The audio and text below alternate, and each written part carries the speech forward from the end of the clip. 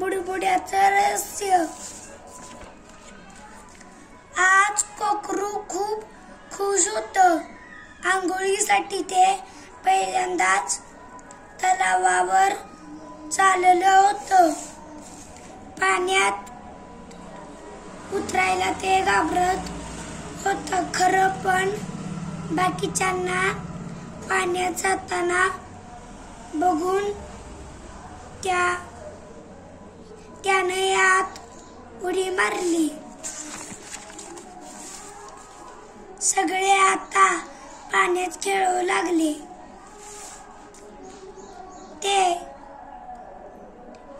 तेवढ्यात कोकराला काही बुडबुडे दिसले। त्यांच्यातून बुड बुड बुड असा आवाज येत होता। पहिल्यांदाच त्याला थोडीशी भीती वाटली, पण थोड्या वेळानं कोकरू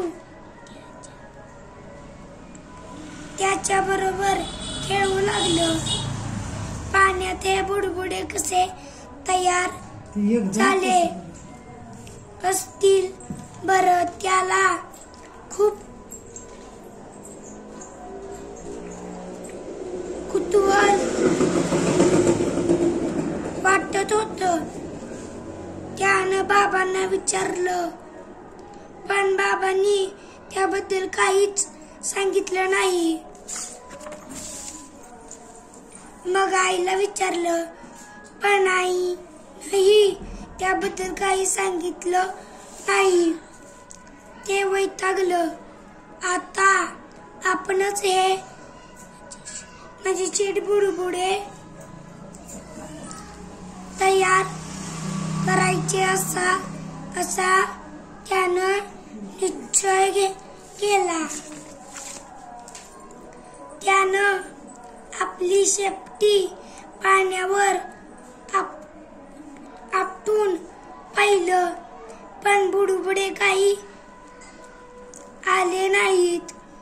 मग पाण्यावर फुंकर मारून पाहिलं, पण बुडबुडे काही आले नाहीत। एक दिवस कोकराचं पोट बिघडलं होतं। आंघोळीसाठी ते पाण्यात गेलं। तितक्यात पोटातून गुडू गुडू असा आवाज आला आणि पोटातून गॅस बाहेर पडला। गॅस बाहेर पडल्याबरोबर पाण्यात बुडबुडे तयार झाले। बुड बुड बुड। आता कोकराला बुडबुडे कसे तयार होतात याचं रहस्य समजलं होतं। ते खूप खुश झालं। आता रोज अंघोळ करताना ते बुडबुडे तयार करत।